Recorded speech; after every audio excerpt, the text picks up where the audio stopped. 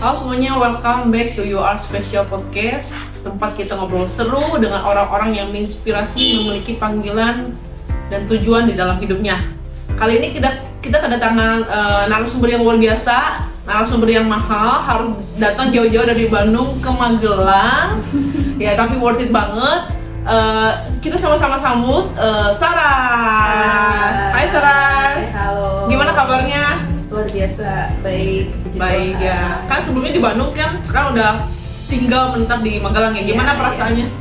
Perasaannya, ya karena ini masih proses adaptasi ya. Jadi ya mungkin ada happy-nya ada, tapi masih ada perasaan yang tertinggal di Bandung. Masih kangen Bandung ya? Kangen Bandung. Iya. Udah berapa lama di Magelang setelah pindah Bandung ya? Baru 1 bulan. Baru 1 bulan ya. Iya.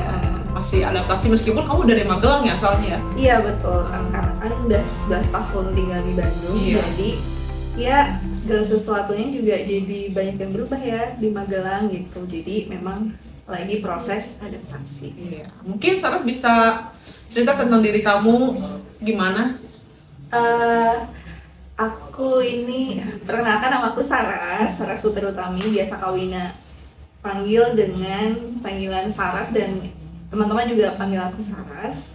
Aku lahir dari keluarga di Magelang. Aku asli Magelang, 2 bersaudara. Aku sudah menikah, tapi masih berdua saja dengan suami. Mungkin akan segera dikaruniai anak. Kemudian sehari-hari aku bekerja sebagai pegawai negeri sipil. Jadi saya bekerja di bidang pemerintahan. Ya biasa, kantoran, berangkat jam 7, pulang jam 5. Seperti itu. Papa kebetulan bulan November kemarin habis meninggal dunia. Jadi sekarang ini saya tinggal di Magelang bersama ibu saya, juga suami saya. Luar biasa ya. Jadi waktu itu pindah ke Bandung tuh bisa ceritain nggak kok bisa ke Bandung dan kerja di sana? Terus mungkin Sarah juga bisa share sedikit tentang dulu kuliah apakah kuliahnya sesuai dengan yang sekarang, apa pekerjaan sekarang, bisa ceritain sedikit nggak? Oke, jadi aku dulu dari lahir sampai dengan SMA aku ada di Magelang. Kemudian setelah SMA aku kuliah di Yogyakarta. Waktu itu aku belajar ilmu komunikasi selama 4 tahun. Nah, karena masih kuliah, artinya jiwanya juga masih muda, anak muda, pengen berpetualang, pengen mencoba hal-hal baru, pengen ngerasain gimana sih hidup mandiri, hidup sendiri tanpa dibantu terus sama orang tua nih, gimana rasanya. Terus akhirnya memilih untuk perantau. Sebenarnya nggak langsung ke Bandung sih, karena aku sempat ada 1 bulan di Cirebon, terus 12 bulan masih di Jawa Tengah, tapi di Brebes, yaitu perbatasan antara Jawa Tengah sama Jawa Barat. Kemudian setelah dari situ baru aku ke Bandung, karena Bandung sebenarnya termasuk kota impian saat kuliah gitu, karena kayaknya kota besar tapi masih hawanya dingin, terus udah lebih maju mungkin dari Magelang. Tapi kalau vibes-nya sih agak-agak mirip gitu ya. Waktu itu sih pengen antara Bandung atau Malang, tapi akhirnya Tuhan tempatkan aku di kota Bandung. Tapi itu pun juga sebenarnya aku bawa terus dalam doa ya, karena sejujurnya selama aku 9 bulan bekerja di daerah Brebes itu kan di perusahaan retail ya, jadi aku agak ngerti rasan, soalnya di sana nggak ada apa-apa. Soalnya di sana nggak ada apa-apa ya, makanya pantura aja, itu pantura. Terus ya banyak truk lewat, bis lewat, tapi maksudnya hiburannya mungkin minimal ya, hanya tempat di mana aku bekerja aja itu hanya ada hiburan di situ. Terus pengen nih Tuhan, suatu saat aku pernah main ke Bandung, terus aku waktu itu naik motor ya di jalan Pasopati. Terus di sana aku dalam hati kayak, Tuhan kayaknya seru nih kalau aku bisa kerja di kota Bandung tapi aku juga punya pekerjaan yang bagus nih gitu. Terus gak lama kemudian aku ikut tes CPNS. Itu pun aku apa ya, kayak didorong sama bapak aku, karena sebenarnya nggak ada di dalam bayangan aku untuk jadi pegawai negeri sipil, tapi waktu itu bapak bilang udah coba daftar aja. Udah aku daftar tapi tanpa ambisi yang gimana gitu ya. Terus aku daftar, coba daftarnya pun pada saat itu mungkin tanggal berapa Capos paling lambat itu aku masukin berkasnya di hari-hari terakhir. Terus mengikuti tes demi tes, ternyata lolos dan berhasil penempatan Bandung. Jadi sebenarnya itu kayak merasa benar-benar effortless sih itu waktu pendaftaran dan lain sebagainya. Aku merasa usahaku nggak seberapa, tapi kok aku bisa dapat pekerjaan itu dan ternyata sampai sekarang aku happy menjalaninya. Jadi itu benar-benar bukti anugerah Tuhan ya. Betul. Tadinya cuma kayak di dalam hati aja doa gitu, oh wow Bandung gitu kan mungkin bisa menjadi tempat saya kerja gitu ya, terus berdoa aja, simple prayer aja ya, gak berharap banyak juga ya pada waktu itu, tapi akhirnya Tuhan membuka jalan dan menempatkan salah di Bandung gitu kan. Jadi teman-teman kadang kita ya dalam hati aja kita berdoa, dan karena dia adalah Bapa yang baik, dia tahu yang terbaik buat anak-anaknya. Dan ya Tuhan menempatkan salah di Bandung juga karena memang sesuai dalam rencananya Tuhan ya, pasti nggak kebetulan. Jadi apapun doa yang simple gitu kan, Tuhan dengar, Tuhan tahu. Tapi apakah itu yang terbaik buat kita? Ya kita tanya Tuhan ya. Kalau ternyata itu terbaik, Tuhan pasti akan memberikannya bagi kita. Sama seperti halnya Sarah, dan sekarang dia menikmati pekerjaannya sekarang. Ngomong-ngomong soal pekerjaan, bisa sedikit share tentang apa sih pekerjaan kamu sehari-hari? Pekerjaan sehari-hari aku sebagai penyuluh ya. Jadi aku bekerja di, sebut merek nggak ya? Nggak apa-apa.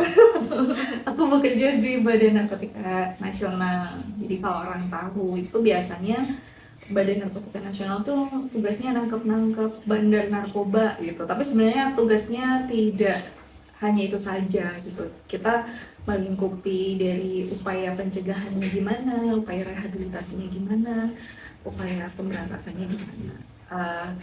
Sama aja dengan bahasa lebih mudahnya adalah gimana pemerintah itu bisa menjaga orang yang masih sehat untuk tetap sehat, punya gaya hidup yang bersih dari penyalahgunaan narkoba, dan kalaupun sudah terlanjur menyalahgunakan narkoba, pemerintah ingin supaya masyarakat juga bisa pulih dari ketergantungan penyalahgunaan narkoba. Dan tentunya gak kalah pentingnya juga pemerintah ini ingin supaya peredaran gelap narkoba di Indonesia juga bisa diberantas. Nah kebetulan aku ini yang punya tugas untuk menjaga orang yang masih sehat untuk tetap bisa hidup sehat, bebas atau bersih dari penyalahgunaan narkoba.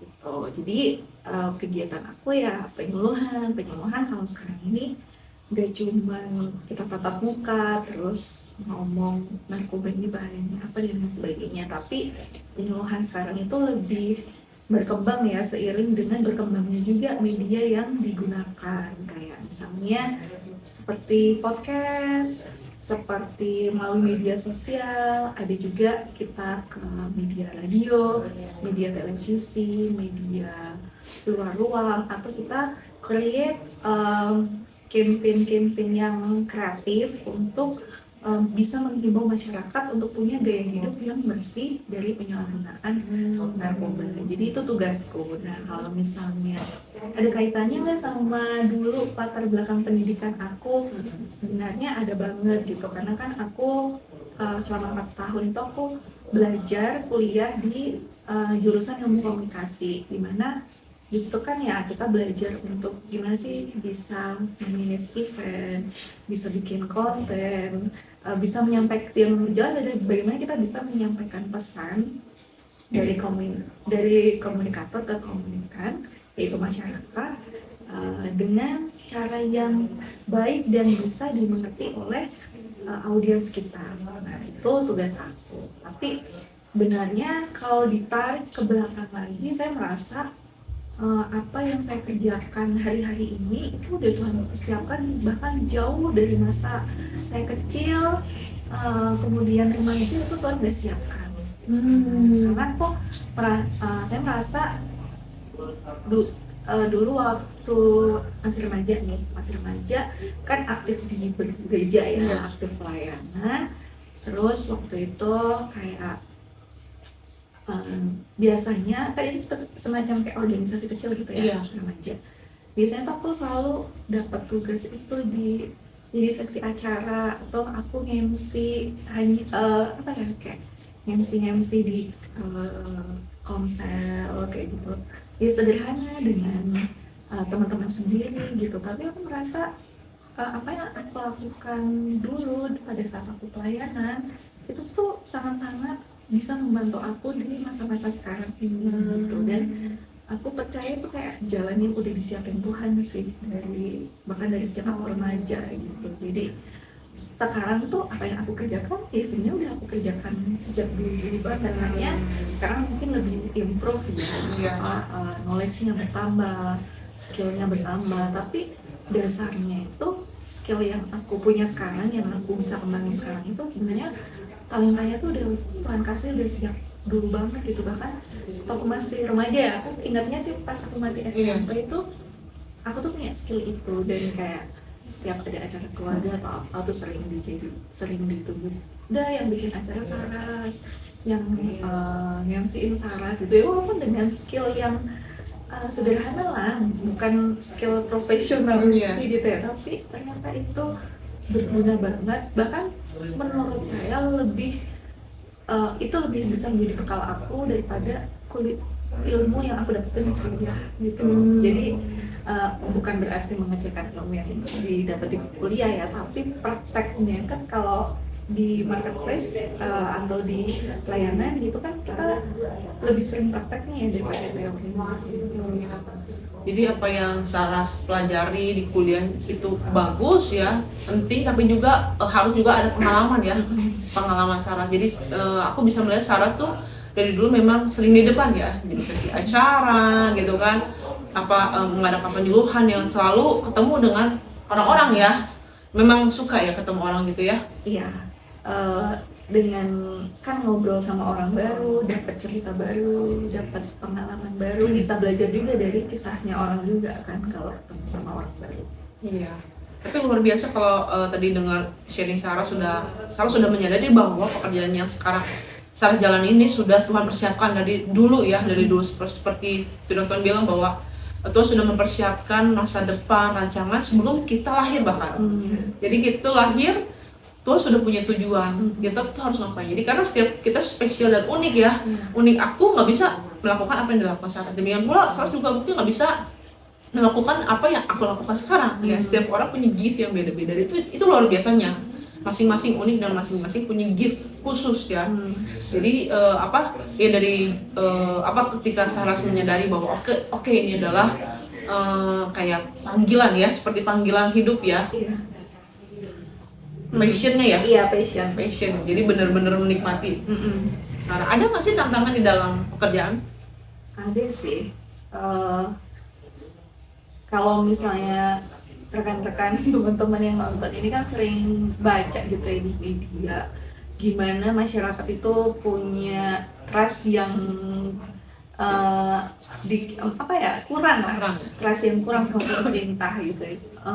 Salah satu tantangan kita juga gimana kita bisa mengambil hati masyarakat, kita bisa memperbaiki citra pemerintah di tengah-tengah masyarakat. Gimana saya yang adalah anak Tuhan Yesus katanya kan harus jadi terang gitu ya, harus melakukan sama seperti apa yang Tuhan lakukan.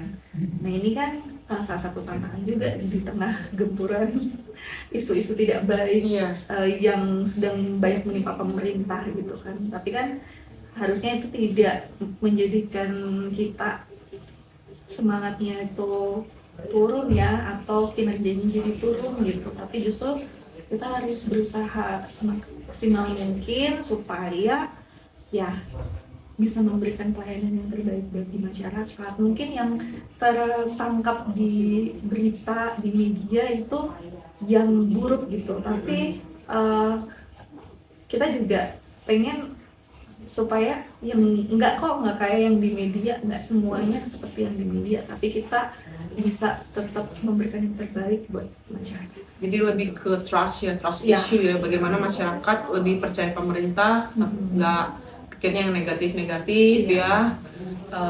Ya, jadi peran Sarah sangat penting ya untuk meningkatkan kembali trust gitu kepada pemerintah ya.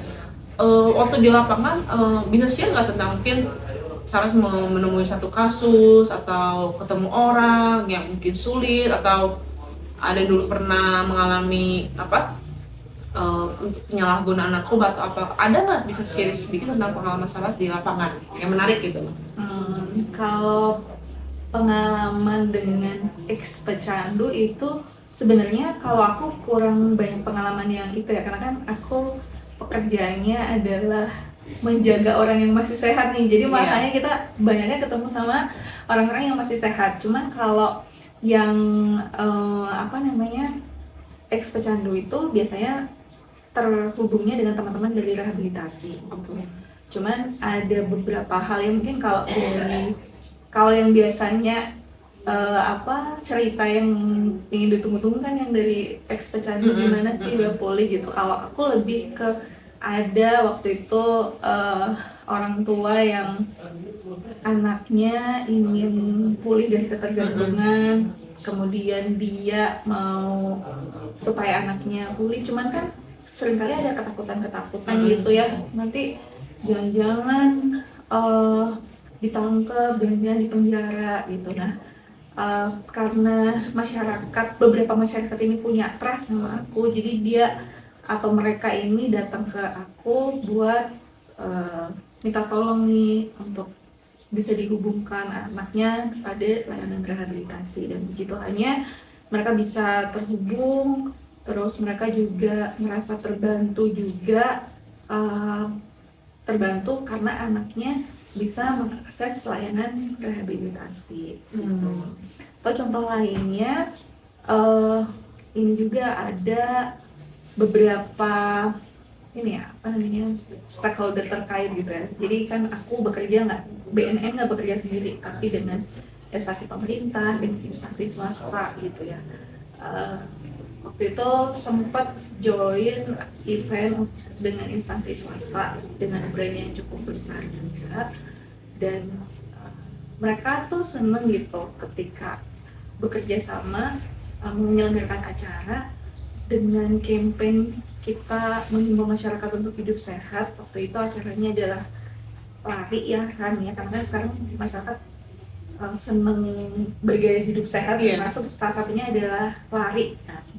Nah, kita health event itu, kemudian mereka ada testimoni dari mereka, ada feedback dari mereka bahwa mereka senang bekerja sama dengan kita karena ya kita jadi partner yang helpful. Dan bagi saya respon atau feedback yang seperti itu sangat menghangatkan hati ya, karena ternyata capeknya kita, apa yang kita lakukan itu tuh sampai sama partner kita, sama masyarakat, dan masyarakat pun feedbacknya juga sangat-sangat positif gitu, senang banget. Bahkan nagih tahun depan ada lagi ya, terus tahun ini ada lagi enggak, jadi banyak yang nanyain juga kayak gitu. Jadi itu kalau aku merasa ketika kita bekerja tulus, kita bekerja ngasih yang terbaik, itu sampai di orang yang kita layani juga tuh akan sampai pesannya juga gitu, tanpa kita harus ngomong kita tuh baik gitu, tapi mereka bisa merasakan itu dan bisa kasih manfaat buat mereka. Itu buat aku itu hal yang tidak bisa digantikan sama nominal. Tapi itu sangat menghangatkan hati gitu. Luar biasa. Berarti Sarah penyuluhannya di mana? Sekolah-sekolah, ya, kantor di gitu? Banyak di sekolah-sekolah, di kantor, di instansi pemerintah, swasta, di masyarakat, di RT, RW, seperti itu sih. Terus respon dari mereka masyarakat tentang apa sih antisipasi untuk penggunaan obat terlarang ini gimana, respon mereka, apa mereka antusias, menerima dengan baik? Iya, mereka menerima dengan baik ya, karena mungkin dari mereka itu biasanya seringnya tuh terinformasikan kalau pencegahan narkoba itu adalah dengan narkoba itu jenisnya bla bla bla bla bla gitu. Tapi jarang banget yang tahu gimana sih upaya pencegahannya itu. Sebenarnya upaya pencegahannya tuh kalau kita tuh merangkumnya dalam dimensi ketahanan diri anti narkoba. Jadi gimana kita bisa meregulasi diri kita. Meregulasi diri kita itu bisa dengan misalnya kita bisa kenal emosi-emosi apa yang ada di dalam diri kita. Apakah emosi negatif, emosi yang positif, negatif kan bisa marah, kecewa, terus bersedih, itu kan emosi negatif. Nah, orang kalau nggak bisa mengelola atau meregulasi emosi-emosinya itu, mereka akan lari ke narkoba. Karena narkoba tuh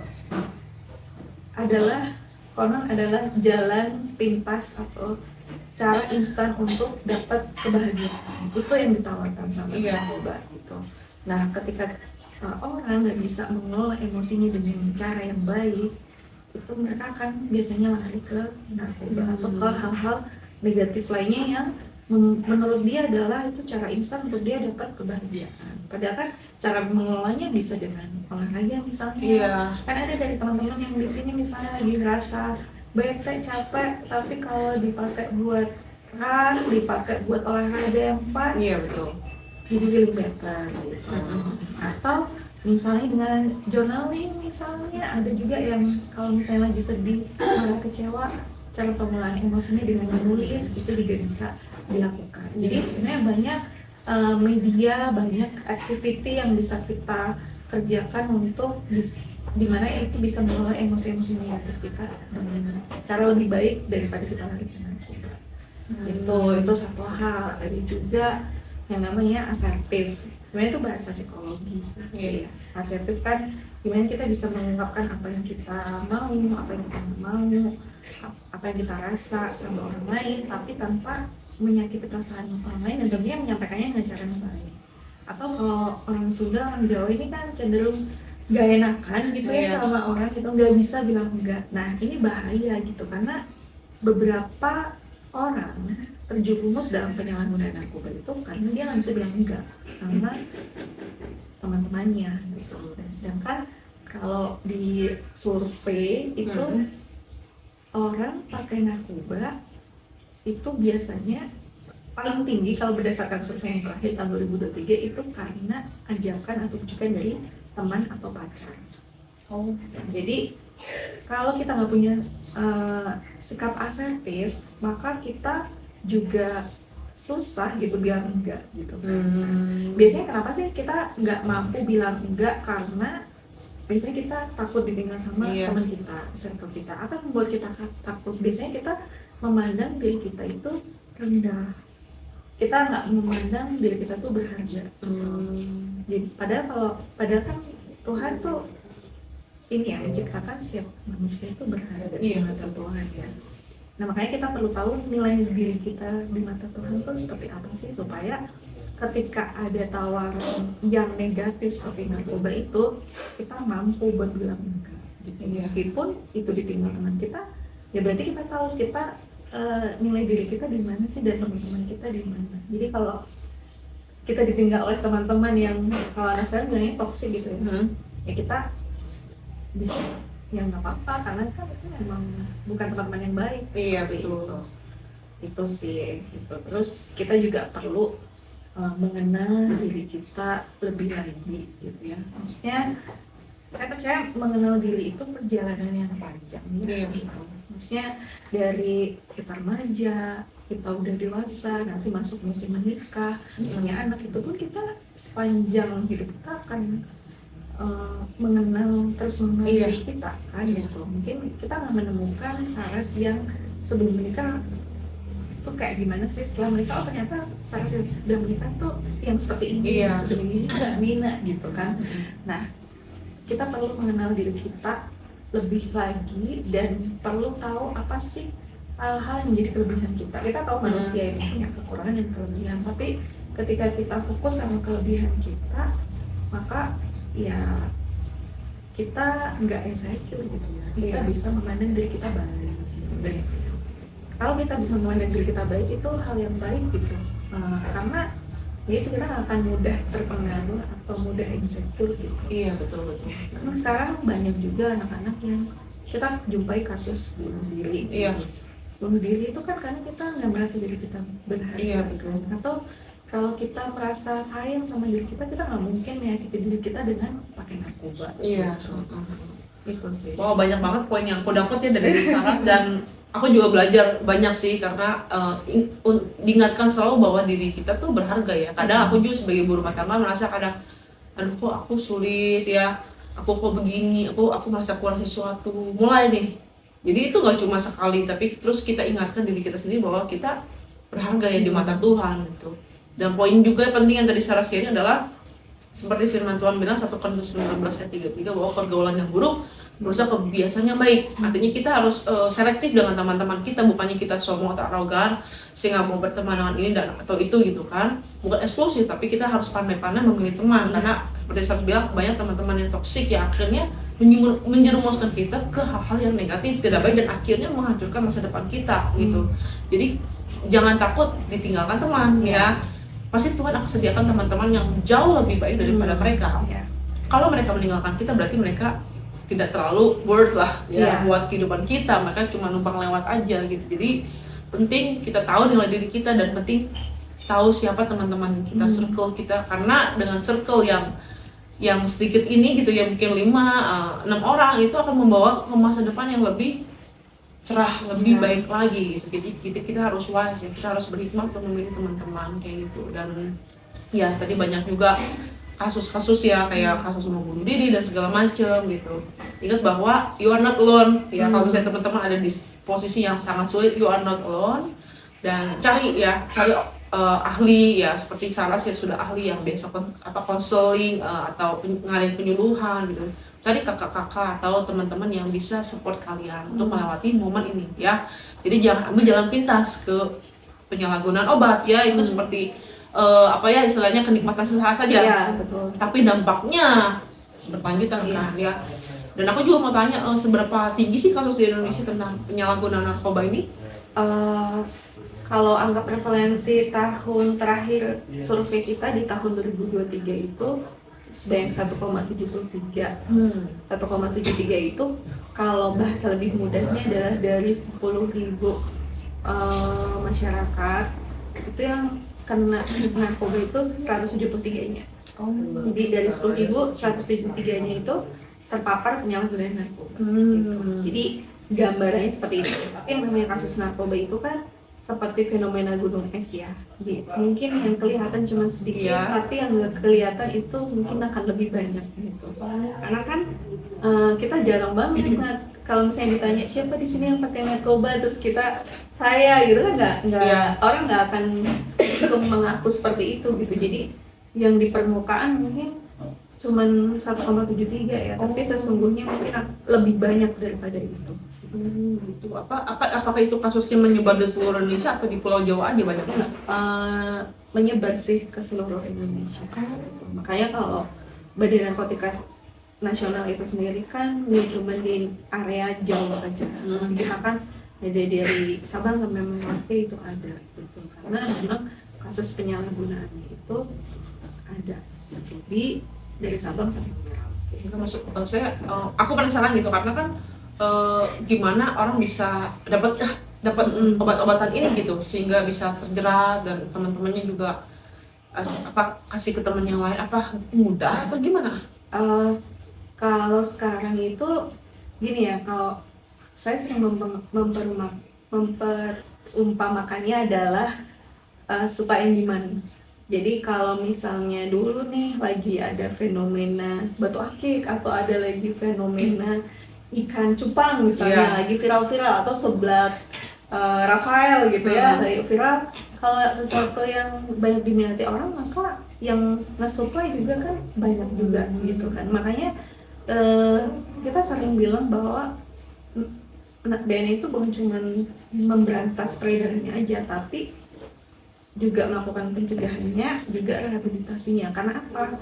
Karena kalau kita gagal menjaga orang yang masih sehat untuk tetap sehat, itu nanti yang minta narkoba juga banyak. Terus kalau ada yang butuh rehabilitasi, masih kecanduan, kalau dia kecanduan kan dia butuh terus obatnya gitu. Makanya si supaya juga ada terus gitu. Bahkan kalau badan narkoba biasanya dia malah nggak make ya karena dia kan tahu kan itu sesuatu yang baik atau buruk untuk hidupnya gitu, seperti itu. Jadi kalau ditanya kenapa masih ada terus, ya sebenarnya kalau cuma diberantas yang mengedarkan aja itu nggak cukup gitu. Kayak kita potong rumput, potong-potong nanti tumbuh lagi, potong-potong tumbuh lagi, harus sampai ke akarnya kita cabut akarnya gitu. Nah, cabut akarnya itu ya itu kita harus jaga yang sehat dan kita ikut pulihin yang udah ketergantungan. Makanya supaya si permintaan itu nggak ada. Bukan menutup kemungkinan kalau sama sekali orang nggak kepingin narkoba, ya nggak ada orang yang jualan juga, nggak sih? Iya sih, betul. Jadi sangat penting juga ya perannya Saras di masyarakat ya untuk memberikan penyuluhan tentang kesehatan dan supaya kita tidak terjerumus kepada obat-obat itu ya. Jadi semoga terus ya Tuhan pakai Saras di bidang pekerjaan supaya semakin banyak orang sehat hidupnya dan tidak terjerumus. Kemudian aku mau tanya tentang peran keluarga sendiri, gimana peran suami, orang tua semua untuk pekerjaan Saras? Puji Tuhan, keluarga sangat mendukung ya. Maksudnya suami juga mendukung saya dalam bekerja gitu. Jadi walaupun ada tugas, ya kita bagi tugas aja ya, bukan artinya yang mengerjakan pekerjaan rumah tuh hanya seorang istri gitu. Kalau budaya di keluarga kami ya karena kita sudah satu tubuh dalam Kristus, ya kita sama-sama membantu di dalam hal finansial, di dalam pekerjaan rumah. Jadi gak semua pekerjaan rumah itu menjadi tanggung jawab istri, tapi juga suami juga harus terlibat di dalam kehidupan atau kesibukan rumah tangga gitu. Kalau Saras sendiri goal ke depan atau istilahnya tujuan hidup ke depan apa yang mau dicapai? Sebenarnya saya tuh paling bingung ketika ditanya tujuan hidup ke depan seperti apa gitu. Kalau saya melangkahnya itu lebih day by day gitu. Jadi dari hari ke hari tuntunan Tuhan apa sih gitu. Jadi sama halnya ketika saya memutuskan untuk pindah ke Magelang ini juga bagian dari tuntunan Tuhan. Saya nggak tahu mungkin 1 tahun 2 tahun ke depan apakah saya tetap di Magelang. Saya juga belum tahu akan hal itu. Tapi yang jelas bagi saya apa yang Tuhan taruh di tangan saya sekarang, saya harus kelola itu dengan baik, sebaik-baiknya, dengan selalu minta penyertaan Tuhan, tanya sama Tuhan apa yang Tuhan mau dan kehendaki dalam hidup saya dari hari ke hari. Kalau bagi saya menjalankan visi Tuhan seperti itu. Jadi bergantung terus sama Tuhan ya, day by day ya, living by faith ya. Oke, Saras, mungkin Saras punya pesan khusus untuk generasi muda? Pesannya adalah terus melekat sama Tuhan dan firman-Nya. Kita cari tahu terus apa sih yang Tuhan mau dalam kehidupan kita, apa yang Tuhan mau kita jalankan di hidup ini gitu. Karena saya percaya setiap rencana Tuhan itu baik. Jadi kalau kita ngikut sama rencana Tuhan, pasti hidup kita juga akan selalu dibawa ke tempat yang baik sama Tuhan gitu. Cita-cita kita, harapan kita jadi bisa selaras sama apa yang jadi kehendak Tuhan dalam hidup kita. Jadi terus bergantung dan mengandalkan Tuhan. Terima kasih Saras buat pengalaman dan sharing yang luar biasa pagi hari ini. Aku juga sangat diberkati banget dalam hidup kita, dan semoga apa yang Saras kerjakan